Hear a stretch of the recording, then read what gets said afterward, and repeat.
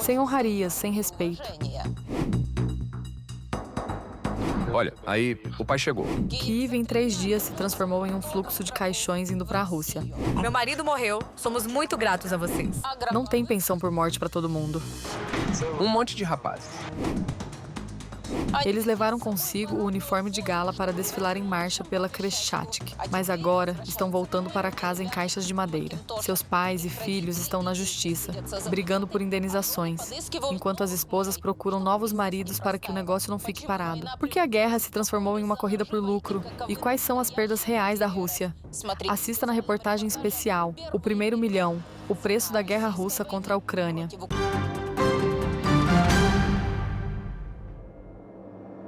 Quantos rapazes? Um mês atrás estava aqui. Eram 7 fileiras. Krasnoyarsk, 4.000 quilômetros da fronteira com a Ucrânia. As fileiras de túmulos crescem diante dos nossos olhos. Até fevereiro de 2022, era só mais um centro regional russo, porto fluvial cheio de fábricas. Viver, trabalhar, ser feliz, como dizem. Mas, acreditando na propaganda de Putin sobre nazistas míticos e na OTAN às portas da Rússia, e seduzidos por promessas de dinheiro, milhares de moradores decidiram virar criminosos de guerra, assassinos e saqueadores, e logo foram engrossar o cemitério local. Do outro lado da estrada onde fica o carro, a 6 fileiras, aquele lugar antes estava vazio. Essa imagem já é característica de todas as regiões russas. Túmulos recentes e datas iguais nas cruzes. Aqui está Tula. Novos túmulos. Ano 24. Data da morte. Também ano 24. Lugar meio assustador. Fica meio sinistro estar aqui. Aqui é Toliat. Antes fabricavam os Ziguli, que rodavam por toda a União Soviética. Agora, planejam produzir Shaheeds para matar ucranianos e ampliam os cemitérios. Nossa primeira Alameda da Glória em Toliat. E esta já é a segunda Alameda da Glória em Toliat. E lá, no cemitério muçulmano, há uma terceira Alameda da Glória. Estes são os rapazes. Há apenas um mês, aqui havia apenas 9 túmulos. Isso foi um mês atrás. Hoje já estão em 2 fileiras. Irkutsk. Para acomodar todos os 200, estão destruindo uma floresta centenária. Nos arredores de Irkutsk, há um cemitério que cresce mais rápido que os outros. Aqui no cemitério Alexandrovskoy, enterram os mortos na guerra contra a Ucrânia. Identificamos um total de 216 túmulos de militares. 4 vezes mais do que na nossa primeira visita, há 1 ano e meio. Embora o número possa ser ainda maior. A Rússia matou mais de 1 milhão de pessoas na Ucrânia. Mortos, desaparecidos, feridos e mutilados. Perdas recordes desde a Segunda Guerra Mundial. Goste ou não, aguente firme, minha linda. E, ao que parece, a população russa terá que aguentar isso por muito tempo. Afinal, o Kremlin nem sequer esconde que não registra os caixões. Para entender o nível de cinismo, observe o monumento aos ocupantes russos em uma das aldeias de Samara. Na Guerra do Afeganistão, 2 moradores da vila morreram. Na Chechênia, 1. E na Ucrânia, já são 34. E os autores do monumento cuidadosamente deixaram espaço para novos nomes. 24. Ainda vem mais 4 a 5 carros atrás.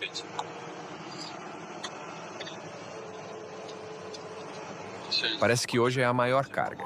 Esta é a região vizinha, Ulyanovsk. O motorista do carro funerário, que regularmente recebe aviões com caixões, está chocado com a escala das perdas. Hoje, no aeroporto de Ulyanovsk, está um verdadeiro pesadelo. Chegou uma carga muito grande. 2 aviões, 180 pessoas. E, ao que parece, 30 carros funerários. Estão enviando 2 aviões de cada vez. O Kremlin esconde o número real de mortos, mas jornalistas já identificaram ao menos 110 mil nomes. São apenas os que aparecem em placas, obituários e redes locais. Esta é a estatística que as equipes do PBS e Mediazona mantêm. 2 equipes de jornalistas. Eles fazem isso com base em fontes abertas, ou seja, por páginas públicas, VKontakte, por todos os memoriais dos heróis, por chats rurais no WhatsApp. Basicamente, tudo que vaza para fora. Claro que esses 110 mil são o limite mínimo. É o mínimo que se tornou público, repito. Na realidade, é claro que são muito mais. Os próprios jornalistas admitem que divulgam apenas os números mínimos. Eles contabilizam apenas aqueles cujos nomes foram confirmados e cujas mortes foram verificadas. E o número total de russos mortos pode chegar a 300 mil. Esta é uma política de propaganda muito habilidosa, vamos ser francos, construída de forma inteligente, cuja essência se resume a uma tese terrível. Quanto maiores as perdas, mais grandiosa parece a vitória. Nos últimos 25 anos, na Rússia, formou-se uma tal paradigma segundo a qual a morte na guerra deixou de ser o pior desfecho para uma pessoa. A alternativa é, ou você se afunda no alcoolismo, desculpe, ou morre de overdose de drogas, ou morre como um herói, ganhando a chance de uma certa ascensão social. E como bônus, uma espécie de prêmio principal em forma de benefícios materiais para a família do falecido. E a outra categoria, os feridos e mutilados que jamais voltarão ao fronte. São ainda mais numerosos. Uma estimativa minimalista, na minha opinião, é de 200 e poucos mil mortos. Isso é muita coisa. Uma estimativa minimalista. Além disso, as perdas irreparáveis são muito maiores. As irreparáveis, ao que tudo indica, são 2 vezes, ou um pouco mais de 2 vezes, maiores. Alguns podem achar que são mais, outros que são menos, mas as estimativas mais conservadoras indicam que o número de perdas irreparáveis se aproxima de 500 mil. E se por hora acreditarmos no número, até mesmo 300 mil mortos é um número difícil de aceitar, mas os olhos não mentem. É assim que parecem os campos perto do fronte ucraniano. As estradas estão cobertas pelos corpos dos soldados russos. Eles simplesmente não são removidos. E aqueles que tiveram a sorte de voltar para casa em sacos ou caixões têm todas as chances de acabar em um lixão improvisado. Krikovenko A.A. Novosibirsk. Veja, até o sobrenome está escrito. Filho, aqui. O conteúdo deste saco preto no caixão, entre a pilha de lixo, não precisa de comentários. E achados semelhantes existem por toda a Rússia. Zmeyevka. Morto. Guarda, soldado Brezhnev. É assim que os defensores da pátria ficam no lixão. No lixão de um pátio em Chelyabinsk, encontraram um caixão de zinco. O caixão pertencia a um militar, que morreu durante a Operação Militar Especial. O corpo do homem foi trazido nesse caixão. 28 de maio de 2024. Cemitério do Sem Nome, sem local fixo de residência. Neste mesmo cemitério, no território, estão caixas de transporte dos falecidos participantes das operações de combate, na Operação Militar Especial. Soldado Sherbakov. Nas caixas estão os caixões nos quais os rapazes foram trazidos. Sargento Sênior Almaev A.S. É assim que enterram pessoas que não têm família, que não tem quem as enterre. Nem se fala em qualquer tipo de honra ou respeito. Enterros pomposos com orquestra e autoridades servem só para na propaganda. Depois que as câmeras se desligam, volta o desprezo de sempre. Aqui um funcionário da região de Krasnodar admite em conversas privadas. Tudo o que faz é a encenação para não levar bronca de cima. Por que eu deveria encontrar essas mães? Eu vou, me curvo aos pés delas e carrego toda essa porcaria. Vocês realmente acham que eu sinto culpa? Acham que é fácil ir a todos, ver, sentir esse cheiro vindo do caixão? É assim que as coisas realmente acontecem com os funerais. Na região de Chelyabinsk, o carro funerário ficou atolado na lama, porque a estrada lá é constantemente lavada pela água. Foi preciso empurrar o carro até o cemitério. Para onde vai o dinheiro da construção de estradas e por que os moradores de Chelyabinsk ainda vão ficar atolados na lama a caminho do cemitério, você vai descobrir daqui a pouco. Continue assistindo. Vale a pena. Enquanto isso, a geografia das cargas 200 mudou ao longo dos anos da guerra. No começo, predominavam os originários das repúblicas nacionais pobres, Tuva, Buriátia, Bashkortostan. Para a população pobre, a guerra virou uma forma de ganhar dinheiro. Agora, regiões um pouco mais ricas foram acrescentadas como o Tartaristão. Porém, a capital continua intocável. Imagine que esses moscovitas mimados, por exemplo, os de São Petersburgo, que têm o piso trocado 6 vezes por ano para ficar ainda mais glamuroso, lhes fossem oferecidos 100 mil ou 200 mil rublos para ir matar pessoas e possivelmente ser morto. Claro que eles recusariam. Por isso, o recrutamento em Moscou é praticamente zero, e em São Petersburgo também. Mas quando um grande chefe vai até algum bashkir oprimido numa vila, que trabalha no mercado ganhando 7 mil rublos, e diz que a terrível OTAN atacou o país, aí ele recebe uma gaita, uma garrafa de vodka e vai defender. O dinheiro continua sendo o principal motivo para participar da guerra contra a Ucrânia. O princípio do recrutamento mudou. Eu sei, por exemplo, como é feito no Tartaristão. Os locais já não vão, mesmo por muito dinheiro. O Tartaristão é uma das regiões maiores, mas os maiores pagamentos vêm de Moscou e São Petersburgo. Eles atraem moradores de outras regiões, os inscrevem em batalhões locais, e eles vão como se fossem do Tartaristão. Por isso, o Tartaristão é um dos líderes em número de mortos. Simplesmente porque o Tartaristão tem dinheiro, então atrai essas pessoas. E, consequentemente, quem tem mais dinheiro está ganhando. É o principal comerciante. E aí já é como no mercado. Quanto maior a demanda, mais caro fica o preço. Os governadores locais aumentam os valores dos pagamentos para cumprir a meta e ganhar prestígio com Putin. Essa é a parte marginal da população russa. Claro que não são todas as pessoas, mas é uma parcela significativa, grande. Além disso, está completamente endividada. Por toda a Rússia existiam aquelas bancas de empréstimos, dinheiro rápido e outras semelhantes. O mais assustador é que uma dessas redes pertencia à família Putin. Estava registrada diretamente em nome de Lyudmila Putin. E isso é um fato conhecido. Houve investigações jornalísticas sobre isso. Ou seja, eles viciaram esses marginais em dívidas. Só precisava do passaporte, nada mais. Pegue o dinheiro, beba, esqueça. E é por isso que um enorme número de pessoas vai para lá para pagar suas dívidas. Ou você pode não arriscar nada e mandar vizinho para a morte. Por isso também pagam, porém menos. Aqui está o anúncio oficial do site do Tartaristão. 150 mil rublos se você convencer alguém a morrer. Ou seja, se você recrutar alguém para a guerra. O homem é o lobo do homem. Isso é realmente algo que se aplica à Rússia. No Kremlin, anunciam que a cada mês recrutam 30 mil novos soldados e destacam em voz alta que estão recrutando voluntários. Recrutar é uma palavra muito bonita. É como se disséssemos, conseguimos recrutar pessoas para a prisão. Ou como se Stalin, de alguma forma, conseguisse recrutar pessoas para o Gulag, de forma surpreendente. Como é que o nosso espertalhão de bigode conseguia isso? Muito simples. Quando você tem as mãos livres, quando existe uma lei que permite assinar um contrato com uma pessoa que está em prisão preventiva. Isso, me desculpe, é recrutamento ou o quê? Para assinar um contrato com uma pessoa, você não precisa provar a culpa dela. Isso não é prisão. Basta acusá-la de qualquer coisa. De algum desfalque, de roubar, sei lá, uma lona asfáltica, de qualquer coisa. Enfia um saquinho, aquele que fica lá na delegacia, no bolso dela e pronto, dá para enquadrá-la no artigo 228. E aí, me desculpe, é pena de até prisão perpétua. E com essa pessoa você pode fazer o que quiser. E são os próprios comandantes russos que usam primeiro esse faça o que quiser. Por favor, eu não aguento mais, por favor.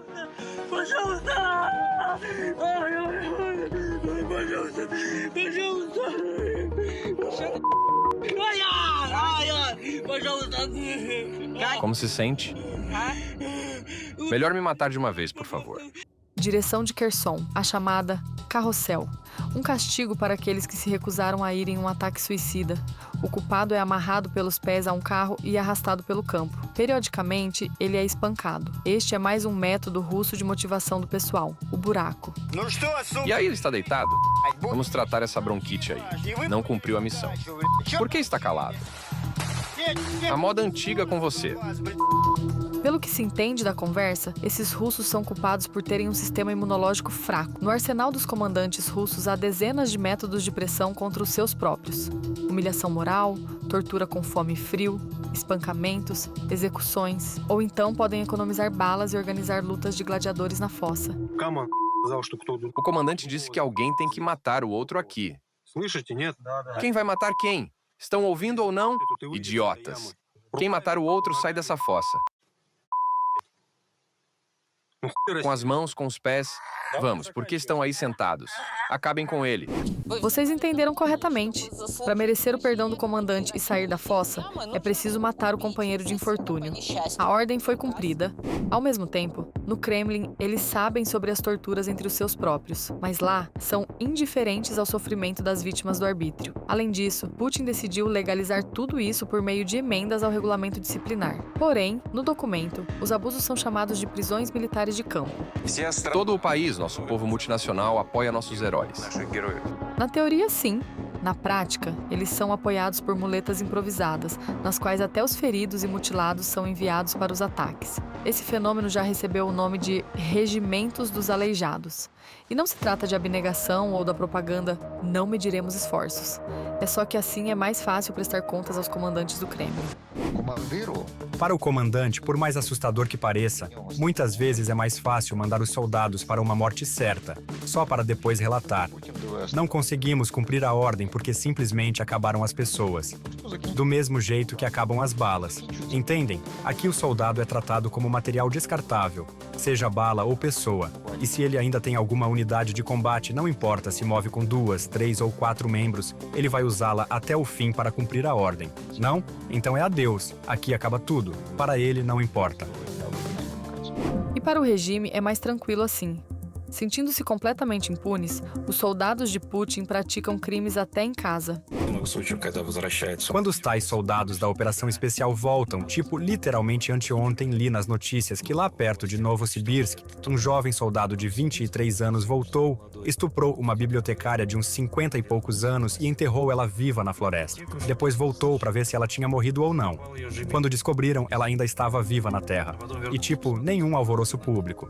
Aconteceu e pronto. Essas notícias já viraram meio que rotina. Putin ainda consegue manter a Rússia em duas realidades. Em uma, a guerra, centenas de milhares de caixões, um aumento da violência pelo país. Na outra, um bem-estar ilusório e uma estabilidade aparente.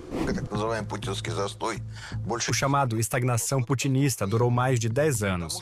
Mas não houve catástrofe porque entravam grandes receitas do petróleo e gás e esses recursos eram gastos em fins específicos. E a população tinha a sensação de que a vida estava melhorando. Mas agora, nesses 3 anos de guerra, a economia russa mudou muito.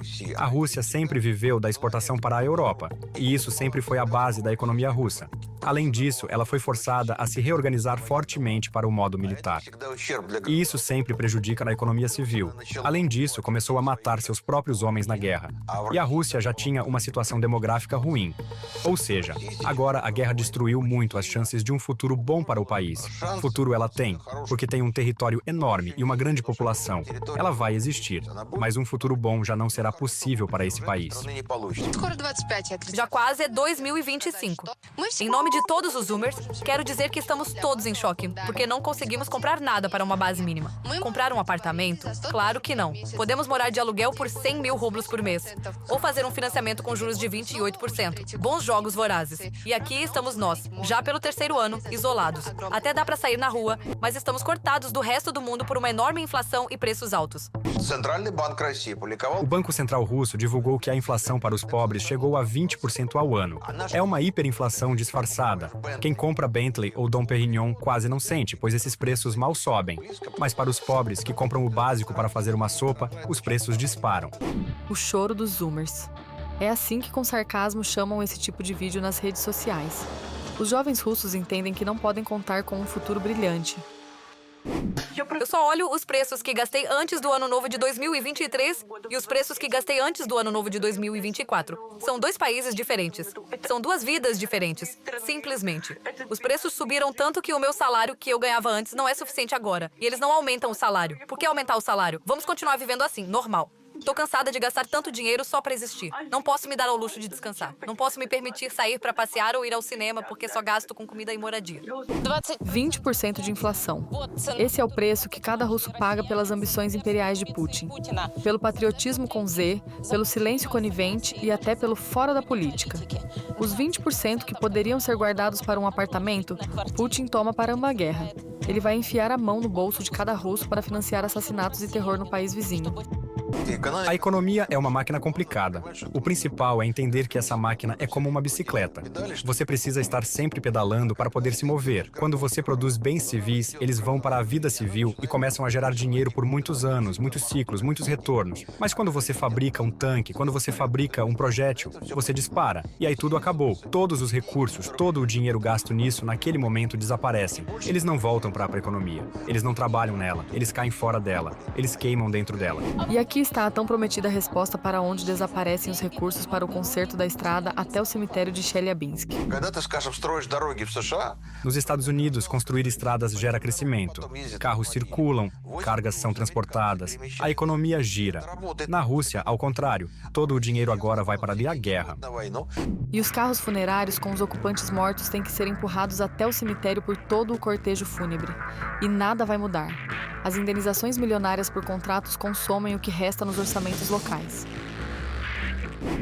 O que deveria ir para a construção de estradas, manutenção de creches, salários de professores e médicos. Não pagam salário aos professores, fecham as clínicas e, em vez disso, jogam dinheiro em qualquer um que passe por perto. Quem sabe algum distraído assine um contrato. E, por favor, joguem esse mesmo dinheiro para os parentes. Para eles, a morte dos seus próximos não é uma tragédia, mas uma forma de enriquecimento. Meu marido morreu como parte do grupo Wagner. Um soldado comum recebe 240 mil rublos. Eu recebia o salário. A procuração estava em meu nome. Para mim, não era muito dinheiro. O seguro de vida deles paga 5 milhões pela morte de um combatente. Ou seja, nos deram em dinheiro vivo. tudo até o último centavo. Os beneficiários indicados eram eu e a mãe dele. Ou seja, 50% para mim, 50% para ela. Isso dá 2,5 milhões para cada uma. É claro que não vou gastar isso à vontade. Sim, também me pergunto pelo que ele morreu, falando francamente, pelo dinheiro. Depois do 40º dia, eu viajei para as Maldivas. Os mais espertos já sabem como transformar esse tipo de ganho em uma fonte constante de renda. Já tenho mais de 30, né? O que eu faço agora se quero um apartamento?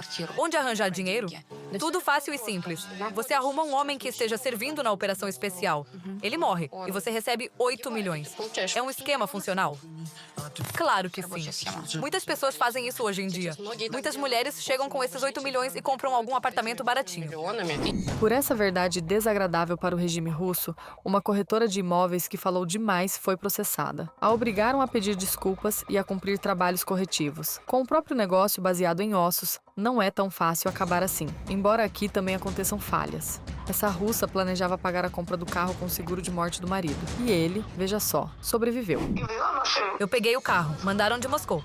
Comprei um Nissan Qashqai. O marido morreu e ela foi lá e comprou o carro. As mídias do Kremlin estão cheias de notícias sobre esposas espertas que literalmente roubam os maridos feridos. Mas, na verdade, ninguém sente pena das vítimas. Lá, os soldados da operação especial não são heróis. Eles são mercenários. Existe um abismo entre esses chamados soldados, suas famílias e todos os outros. Todos os odeiam, porque só eles têm dinheiro. Quero dizer, claro, fora de Moscou e São Petersburgo. Só eles têm dinheiro. Só eles compram apartamentos. Só eles compram produtos caros nas lojas. Eles se comportam como orcs completamente fora do controle, saídos de algum submundo. Eles até se chamam de orcs dentro do próprio país. Até houve casos em que os mobilizados voltavam com dinheiro. Eles simplesmente eram taxados lá. Algumas gangues simplesmente tomavam o dinheiro dessas pessoas. Mas nos últimos meses também há problemas com os pagamentos. Os valores pelo contrato assinado estão diminuindo e o dinheiro devido tem que ser literalmente arrancado. Atualmente, há problemas com os pagamentos em várias regiões. Por exemplo, Bashkortostan, que é líder no número de mortos na guerra, como vocês sabem. Eles foram obrigados a cortar os pagamentos em 1/3. Inflação, novas sanções, tudo isso pesa bastante. Além disso, o dinheiro está desvalorizando. Ontem, 1 milhão não era igual ao que será amanhã, porque a inflação é significativa. E mesmo a redução da taxa de juros e a aparente estabilização da taxa de câmbio não evitarão o aumento dos preços. O Kremlin quebrou o Banco Central pela força e agora, para manter a ilusão de estabilidade, estão se preparando para ligar a máquina de imprimir dinheiro. As pessoas que trabalham no comércio entenderam o sinal de que a Rússia vai para a hiperinflação.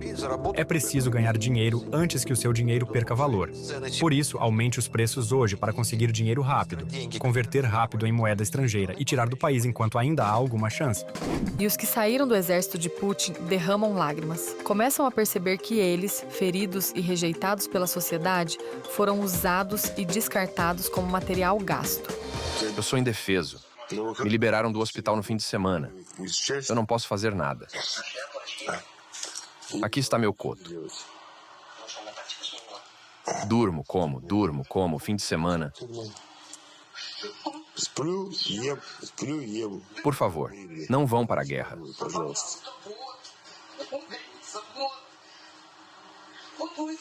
Não vão. O contrato existe só no papel. Lá não vão perguntar pelo que você luta, o que você quer. Lá simplesmente vão dar uma missão e mandar você matar os outros, avançar, tomar território e nada mais. No caminho, enquanto você vai, só vê os corpos dos seus próprios, os soldados russos. Eles não são mortos por armas automáticas. Não são mortos por pessoas. São mortos por projéteis. Um apocalipse. A marcha forçada para Kiev virou para a Rússia uma aventura sangrenta, onde a vida humana perdeu valor, mas a morte vale, embora fique mais barata aqui a cada dia. Comercializam os mortos, forçam os vivos, e a pobreza virou arma de recrutamento. Enquanto as elites desfrutam do conforto, os russos comuns apodrecem nos campos, nos lixões e nas valas comuns. O sistema construído sobre mentiras e violência continua a devorar os seus próprios. Ksenia Barvinenko. Reportagem especial.